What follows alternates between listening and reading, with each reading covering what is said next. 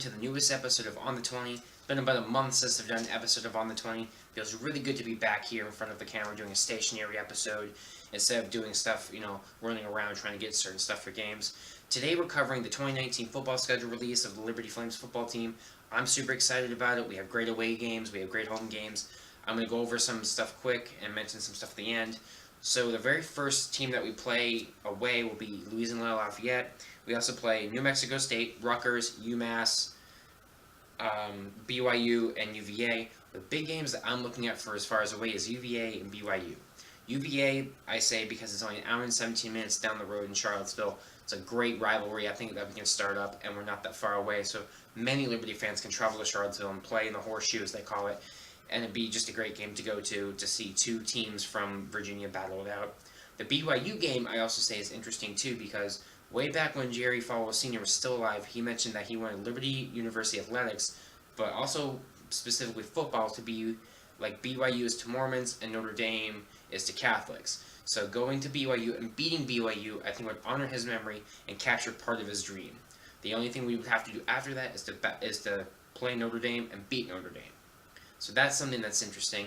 The home games are very interesting as well because we play New Mexico State, UMaine, Hampton, Buffalo, and Syracuse in New Mexico. We play New Mexico State 4 times in the next year between 2018 and 2019. We have a home and home with them in 2018 and a home and home in 2019. So playing a team 4 times in a year span is really rare to see, but some teams do it, so we'll get to know them very well. I'm super excited for that because it's the last game of the year in 2019, and it's on my birthday. The other one I'm looking forward to is the UMaine game. As some of you know, I'm from Maine. I absolutely love the UMaine Black Bears. I finally get to see them play, and it'll be here in Lynchburg, Virginia at Williams Stadium against the Liberty Flames. I'll be a little bit biased because I'm from Maine, but I will be obviously wearing my Liberty red and cheering for Liberty mostly, but it's going to be great to see the University of Maine Black Bears take on the Liberty Flames. 2 teams I've loved for a long time, and I'll get to cheer for, but finally get to see play. It's just going to be awesome. So just to hopefully see some Mainers down here. Love you guys. Hopefully you'll be down here to see Liberty and how we play football down here in the South. It should be very, very fun. Right off, and another quick note, Liberty Baseball has released their schedule. The home part of the schedule is a little weak in my book, but we do play VCU in 3-game set. We have JMU at home, GMU at home, I think it's Cornice is what it's called, Duke and Virginia Tech. Away we have UVA, North Carolina, and Duke. I really wish we had a stronger home schedule than it was away, but I'm still excited.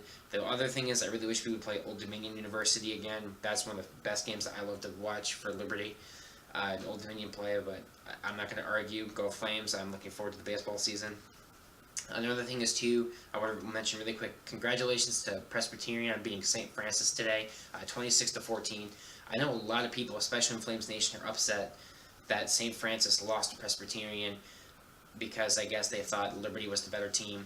The only thing I have to say is that, last week, St. Francis was the better team. Liberty wasn't. St. Francis came to show up with their defense. Congratulations to Presbyterian, the 3-3. I really think they have a shot to win the Big South.